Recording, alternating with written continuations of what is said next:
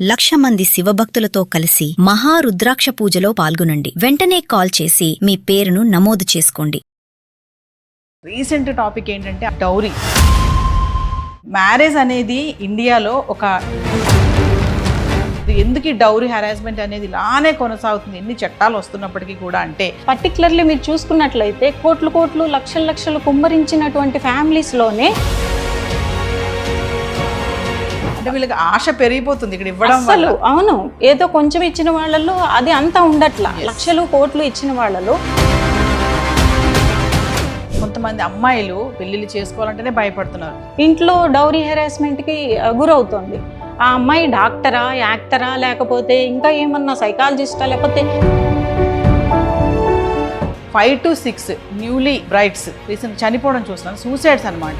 Individual లెవెల్లో మనం గనక మార్పు రాకపోతే ఇది అలాగే కొనసాగుతుంది. పేరెంట్స్ చాలా మంది ఏంటంటే ఏడుస్తున్నారు, ఆడపిల్లలకి పెళ్లిళ్ళు చేయకండి అసలు వరకట్న వేధింపులకి బలి అని చెప్పేసి. అంతం అనేది లేకుండా పోతుంది. ఏ ప్రొఫెషన్ కాదు, ఏ ఎడ్యుకేషన్ కాదు, ఏ బ్యాక్గ్రౌండ్ కూడా ఆపలేకపోతుంది. పెళ్లి ఎంత ఆర్భాటంగా చేస్తున్నారో విడాకులు ఇచ్చేసి అలాగే తెచ్చుకుంటున్నారు.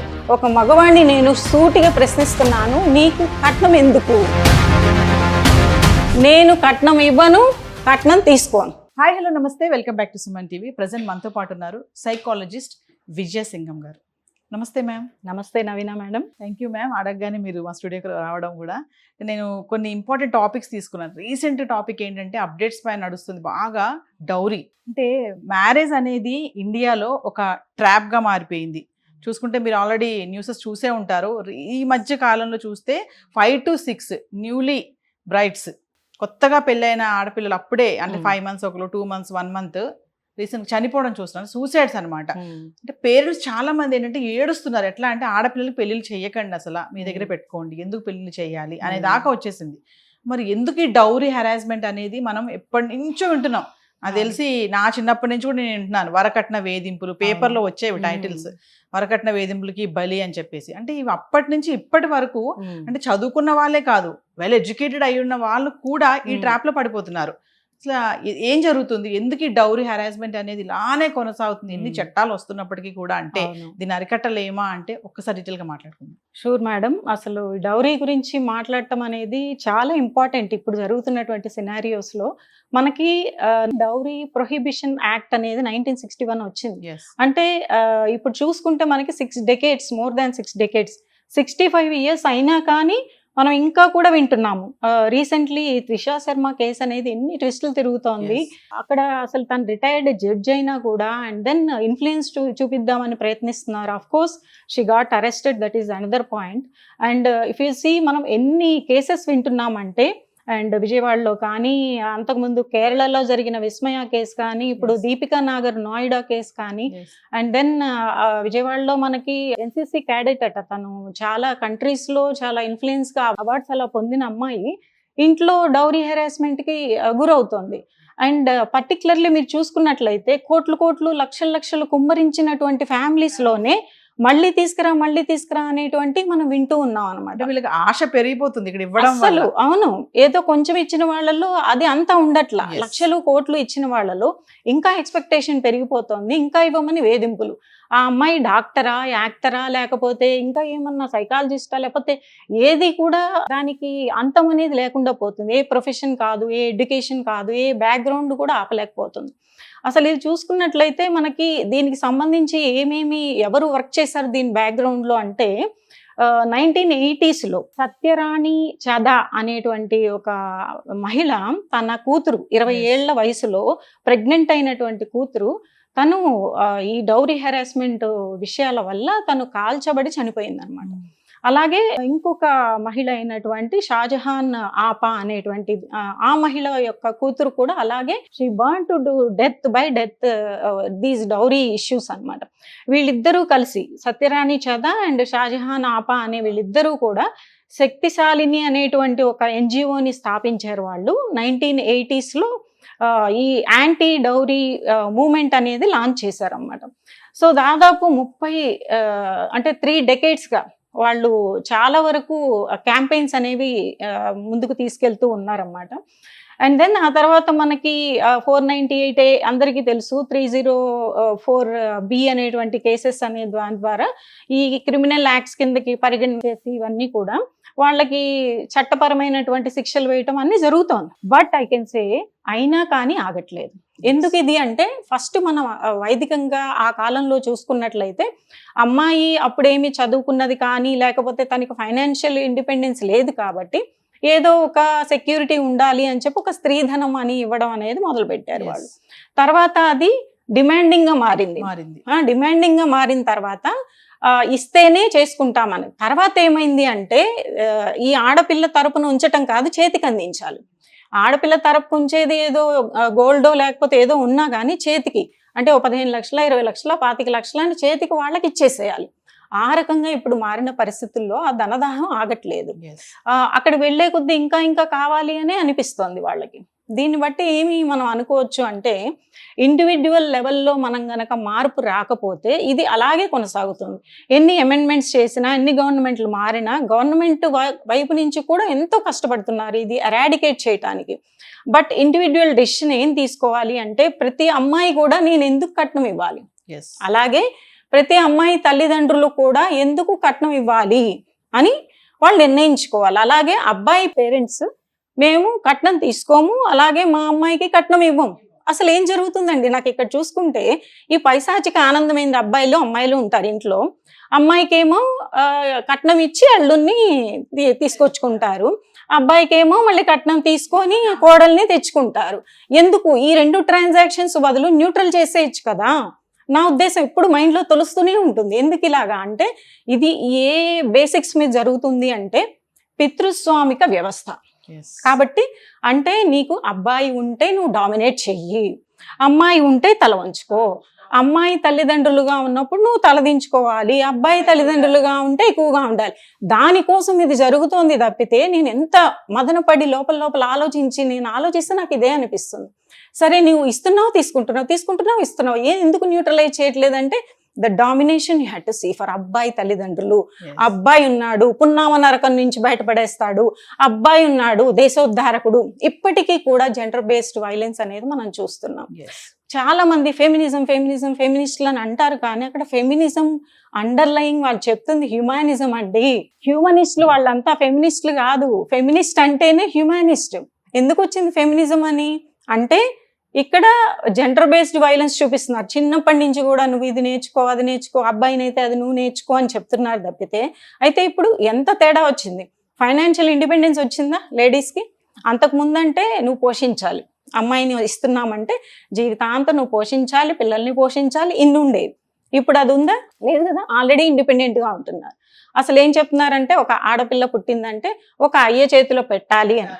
కానీ అండర్లయింగ్గా ఇప్పుడు ఏముంది అసలు జనరల్గా అంటే, ఒక ఆడపిల్ల కుటుంబంలోకి వెళ్తే బాధ్యతలు మొత్తం తనే తీసుకుంటోంది. ఏ పిన్ ఎక్కడుందో, ఏ బ్యాండ్ ఎక్కడుందో, లేకపోతే ఏ కీస్ ఎక్కడున్నాయో ప్రతి ఒక్కరు తన చుట్టూ తిరుగుతారు. అలాగా ఇప్పుడు తను భర్తను కూడా పోషిస్తోంది, చాలా సందర్భాల్లో పిల్లల్ని పోషిస్తోంది. ఇటు ఎలాంటి శ్రమ చేస్తోందంటే invisible labour. I can say that invisible labour.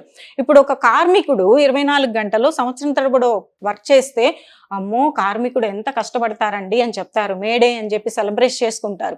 ఇక్కడ ఓకే ఉమెన్స్ డేలు, మదర్స్ డేలు ఇవన్నీ కాదండి. ఇన్విజిబుల్ లేబర్ అనేది పెళ్ళై ఒక అమ్మాయి కుటుంబంలోకి వెళ్ళిన తర్వాత అసలు ప్రతి దానికి తన శ్రమ ఎవ్వరు గుర్తించరు.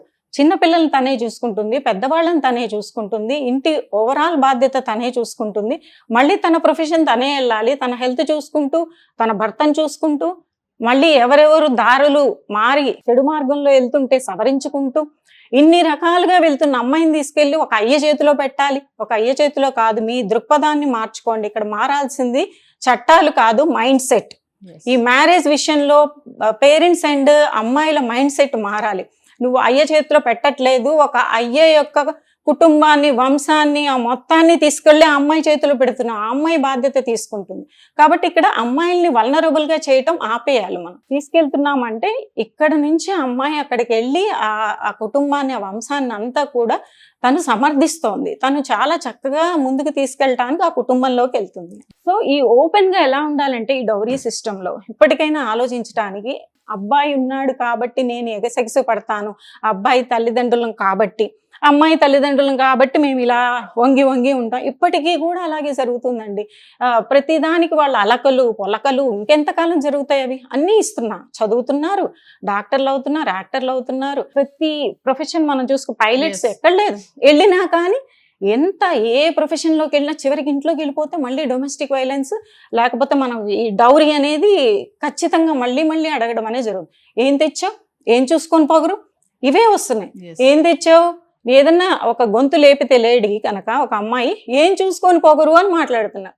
అసలు నాకు అనిపిస్తుంది ఏంటంటే ఏం చూసుకొని పొగరు అంటే ఏంటి, కొంతమంది అమ్మాయిలు తల్లిదండ్రులు ఎవరన్నా లేకపోయారనుకోండి వాళ్ళు భయపడుతూ ఉంటారు, వెనకెవరు లేరు కదా అని, వాళ్ళు సరేలే ఏదైనా పడదాము అని. లేదా అన్నదమ్ముల అండదండ లేదు అంటే, ఈయన కాదు అంటే భయం, పిల్లల్ని పెంచాలంటే భయం. అసలు నేను నా మాటల్లో ఏంటంటే, ఏం చూసుకొని నీకు ఈ పొగరు అంటే పొగరు కాదు, that is a dignity, women's dignity. Okay, so ఇంత మేనేజ్ చేస్తున్నప్పుడు తన డిగ్నిటీ తనకు ఉంటుంది, కానీ పేరెంట్స్ ఏదో చూస్తారు, బ్రదర్స్ ఏదో చూస్తారు, వెనక ఆస్తిపాస్తులు ఉన్నాయని కాదు. నువ్వు నిలబడి అంత బాధ్యతగా చూడగలిగినప్పుడు నీ డిగ్నిటీ నీకు ఉంటుంది. దేన్ని చూసో నువ్వు పొగరుగా ఫీల్ అవ్వాలో లేకపోతే ధైర్యం ఫీల్ అవ్వాల్సిన అవసరం లేదు. వాళ్ళు అడిగినప్పుడు ఎవరో ఉండక్కర్లా, నాకు తెలుసు, నా రెస్పాన్సిబిలిటీ నాకు తెలుసు, నా డిగ్నిటీ నాకుంది. సో మనం స్వేచ్ఛ అనేది మనం అడిగితే వచ్చేది కాదు కదా. సో నీ డిగ్నిటీ నువ్వు తీసుకోవాలి. అక్కడ మన స్ట్రెంగ్త్ అనేది ఎంత ఉంది అని మనం అర్థం చేసుకోవాలి. ఇన్విజిబుల్ లేబర్ అని ఉంది చూసారా, అది మనం బయటికి చూపించాలి వాళ్ళకి, ఇంత చేస్తున్నాము ఏంటి మీరు అలా దాన్ని అండర్లై చేసేసి. అదేమంటే ఏమంటున్నారంటే అండి, ఇక్కడ మనం ఎంతైనా చేయడానికి సిద్ధపడతాం, కానీ వాళ్ళు వచ్చేసి ఏంటి రోజు చేయలా, ఏంటి రోజు. ఇప్పుడు జెంట్స్ వస్తారండి, వాళ్ళ ఆఫీస్ నుంచి వచ్చేటప్పుడు వాళ్ళు ఏమంటారంటే, మగవాళ్ళకి 1,00,000 ఉంటాయి బయట చక్కబెట్టేవి. ఇప్పుడు మనం కూడా ఉద్యోగాలకు వెళ్తున్నాం, మేము కూడా చూసామండి 1,00,000 ఏమి ఉండవు. మేము కూడా చూసాం, ఉద్యోగాలు చూసాం, వ్యవహారాలు చూసాం, 1,00,000 ఏమి ఉండవు. కావాలని 1,00,000 అంటారు.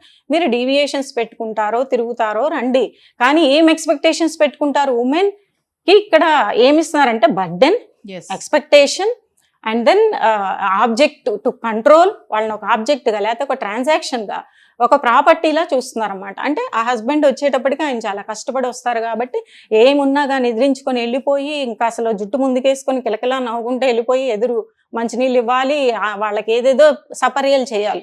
అదే భార్య ఒకవేళ తను లేట్ అయ్యి వస్తే ఎవరన్నా ఎదురెళ్తారా? కనీసం రాగానే పలకరిస్తారా? తను రాగానే మళ్ళీ వీళ్ళంతా నాకు ఆకలి అవుతుంది, ఏం వండుతున్నావు, ఏంటి డిన్నర్, లేట్గా వచ్చినా కూడా లేట్గా వచ్చిన ఏంటి డిన్నర్, లేదా ఉద్యోగానికి వెళ్ళే మినిట్ వరకు కూడా నువ్వు బాక్స్ పెట్టు, నువ్వు నాకు నోట్లో పెట్టు, ప్రతి ఒక్కళ్ళు కూడా. సో ఎందుకు ఇన్విజిబుల్ లేబర్ అనేది ఎందుకు గమనించట్లేదు? వీళ్ళు ఎంత సతమతం అవుతున్నారంటే లేడీస్ అనేది మనం కూడా చూస్తున్నాం. మనం కూడా వర్కింగ్ ఉమెన్ అండ్ అన్ని డీల్ చేస్తున్నాం మనం, అటు అత్త మామల్ని ఇటు చిన్నపిల్లల్ని. సో ఇది ఎలా అవుతుందంటే ఎంత సఫకేటింగ్ అవుతుంది. ఇంత చేస్తూ ఉంటే మళ్ళీ చివరికి వాళ్ళు నువ్వేం తెచ్చావు, ఏం పెట్టావు, అసలు ఎందుకు తేవాలి, ఏంటి ఎందుకు తేవాలి నీకు? ఒక మగవాడిని నేను సూటిగా ప్రశ్నిస్తున్నాను, నీకు కట్నం ఎందుకు, ఏం చూసుకొని? మేము నీకు వచ్చేసి ఆడపిల్లలు ఏమన్నా నీ మీద ఆధారపడి బతుకుతున్నారా? లేదు కదా, వాళ్ళు కూడా సంపాదిస్తున్నారు. సో వాళ్ళ సంపాదన వాళ్ళు కొంచెం సేవింగ్స్ చేసుకొని వచ్చి వీళ్ళిద్దరు ప్యారలల్ గా పెళ్లి చేసుకొని ప్రశాంతంగా ఉంటే చాలు. అంతేగాని కట్నం ఇవ్వు ఇది అన్నప్పుడు అమ్మాయిలు మీరు యాక్సెప్ట్ చేయకండి. అలాగే అమ్మాయిల తల్లిదండ్రులు కూడా కట్నాలు ఇవ్వాలి అనేటువంటి ఆ మైండ్ సెట్ నుంచి గనక పక్కకు వస్తే, అలాగే ఎందుకంటే ఈ రోజు మీరు నేను కట్నం తీసుకుంటా అబ్బాయికి అని వెళ్తున్నారు, రేపు పొద్దున మీ అమ్మాయి ఆ కట్నం వేధింపుల్లో చనిపోయి బలైపోతే ఏడుస్తున్నారు. ఎందుకు అలాగా? దీన్ని మనం న్యూట్రలైజ్ చేయాలి అంటే, నేను కట్నం ఇవ్వను, కట్నం తీసుకోను. ఇప్పుడు నేను తీసుకున్నా ఆ శపథం, నేను తీసుకున్నా. నాకు ఒక బాబు పాప ఉన్నారు, చదువుకుంటున్నారు. మా బాబుకి నేను కట్నం తీసుకొని మా అమ్మాయికి ఇవ్వను, నేను చెప్పేసే కూడా, చిన్నపిల్లలు అయినా కూడా. So the social evil what is there, we had to address it generally. వాళ్ళు కూడా మాటల్లో వాళ్ళ కజిన్స్ పిల్లలు అలాగేదో లవ్ మ్యారేజ్ అమ్మ అలా మాట్లాడుతుంటే చివరికి పెళ్లికి వచ్చేటప్పటికి కట్నం ఇస్తేనే చేసుకుంటామన్నారు. అది కూడా నాకు అడ్రస్ చేసింది పాప. అప్పుడు నేను చెప్పా, ఇట్లా కాదు, అది ఏదైనా కావచ్చు, కట్నం అనే దాన్ని మనము ఎంకరేజ్ చేయకూడదు, నేనైతే ఇంతే పాప అని చెప్పామన్నమాట. సో ఇలాగ మనం అదెంత కష్టమైనా కావచ్చు, సోషల్ లెవెల్ని మనం ఎరాడికేట్ చేయాలంటే ఒక్కొక్కళ్ళు కూడా సామాజిక బాధ్యతని వ్యక్తిగత బాధ్యతగా తీసుకొని వెళ్తేనే ఇలాంటి సామాజిక భూతాలు అనేవి మనము నిదానంగా మనం బయటకు తీయడానికి అవకాశం ఉంటుంది అనమాట. మేము ఫైనల్గా ఒక విషయం చెప్పండి మేడం, అంటే ఇలాంటి సంఘటనలు జరుగుతున్నటువంటి ఈ టైంలో కొంతమంది అమ్మాయిలు పెళ్లిళ్ళు చేసుకోవాలంటేనే భయపడుతున్నారు. ఇటు పేరెంట్స్ కూడా అదే ధోరణి అనుకోండి. కొంతమంది పేరెంట్స్ ఏంటంటే తెచ్చుకుంటున్నారు, ఇబ్బంది పడుతుంటే వాళ్ళ అమ్మాయిని పెళ్లి ఎంత ఆర్భాటంగా చేస్తున్నారో విడాకులు ఇచ్చేసి అలాగే తెచ్చుకుంటున్నారు. కొంతమంది లేదు పరువు పోతుంది మాకు, నువ్వు వస్తే ఎలాగా, ఇంకా ఇంట్లో ఉన్నారు కదా వాళ్ళ పెళ్లిళ్ళు కావని చెప్పేటోళ్ళు కూడా ఉన్నారు. మరి ఇలాంటి సంఘటన చదువు ఈ నేపథ్యంలో మా తల్లిదండ్రులు, ఆడపిల్లలు ఉన్నటువంటి తల్లిదండ్రులకి కానీ ఆడపిల్లలకి కానీ ఫైనల్గా మీరు చెప్పేటటువంటి సజెషన్ ఏంటి? అసలు ఓకే ఎంటర్ అయ్యారు, వాళ్ళు ఎలాంటి వాళ్ళో తెలియదు, దిగిన తర్వాత తెలిసింది అంటే వెంటనే అక్కడ క్విక్ గా మనము ఇంటలెక్చువల్ గా ఆలోచించాల్సిన అవసరం ఉంది. సమయస్ఫూర్తి ఇంకా సరేలే పడదానిలే జరుగుతుందిలే అని ముందుకు తోసేస్తూ ఉంటే అది తర్వాత ఎంత సివియర్ గా పరిణమిస్తుందో తెలియదు. కాబట్టి you have to take the support systems. Firstly parents కి వెంటనే తెలియపరచడం, ఇలా జరుగుతోంది ఏమన్నా జరగచ్చేమో, ప్రోయాక్టివ్ గా ఉండాలి అని నా ఉద్దేశం. ఎందుకు ఇంత చదువుతున్నారు, ఎంత ధారపోస్తున్నారు జీవితాన్ని, సమయాన్ని, డబ్బుని, మీ శ్రమని. సో ప్రోయాక్టివ్గా ఆలోచించి పక్కకు వచ్చి ఆలోచించండి. అదే సివియర్ సిచ్యువేషన్స్లో నలగడం అనేది అంత కరెక్ట్ కాదు. ప్రోయాక్టివ్ నేను చెప్పేది ఏంటంటే ఇది ఇంతకి దారి తీస్తుంది, వీళ్ళు ఇలాగా తయారవుతున్నారు అన్నప్పుడు అక్కడే నలగాల్సిన అవసరం లేదు. చాలా మంది ఏం చెప్తారంటే మీ కుటుంబంలో నువ్వు ఇంకా దాన్ని కాపాడుకోవాలమ్మా, అది ఏదైనా కానీ ఈదు పాకు ఏదైనా కుటుంబంలో నువ్వు కాపాడుకో అంటే అది కుదరదు. అలాంటి సందర్భంలో నీకు గనక అపాయం ఉంది అనే సందర్భంలో అప్పుడు నువ్వే ముఖ్యం. నువ్వు పక్కకు వచ్చి నువ్వు ఎవరి సపోర్ట్ కావాలో తీసుకో, లేదా లీగల్ సిస్టమ్ సపోర్ట్ తీసుకో, ప్రొఫెషనల్ సపోర్ట్ తీసుకో, సైకాలజిస్ట్ దగ్గర రా, లేకపోతే ఎక్కడికైనా వెళ్ళు. బట్ అక్కడ సపోర్ట్ సిస్టమ్ తీసుకోవటం అనేది ఇంపార్టెంట్. ముందుకెళ్దాం ఏముంది జరిగినప్పుడు చూసుకుందాం అంటే ఆ రోజు నీ చేతిలో నువ్వు ఉండవు. నిన్ను జస్ట్ హౌస్ అరెస్ట్ చేసి, ఇప్పుడు కేసెస్ అన్ని చూస్తున్నామా, ఎంతో ధైర్యవంతులైన అమ్మాయిలు కూడా బయటకు అడిగేయలేనటువంటి పరిస్థితుల్లో గొంతు నులిమేసి ఈ డౌరీ డెత్స్ అనేవి మనం చూస్తున్నాం. కాబట్టి ప్రోయాక్టివ్గా ఉండండి, సమయస్ఫూర్తితో ఉండండి, ముందుగానే స్టెప్స్ వేయండి, మనుషులు ఎలాంటి వాళ్ళు ఆలోచించండి, సపోర్ట్ సిస్టమ్ని తీసుకోండి. ఫస్ట్లీ ఇంటర్నల్ స్టెబిలిటీ బాగా పెంచుకోండి. మీరు ఎవరినో చూసి ధైర్యంగా ఉండాల్సిన అవసరం లేదు, మీకు మీరే ఒక శక్తివంతమైన వ్యక్తి అని తెలుసుకోండి. అది నేను చెప్పాల్సినటువంటి అంశం ఇక్కడ. Thank you ma'am. Thank you ma'am.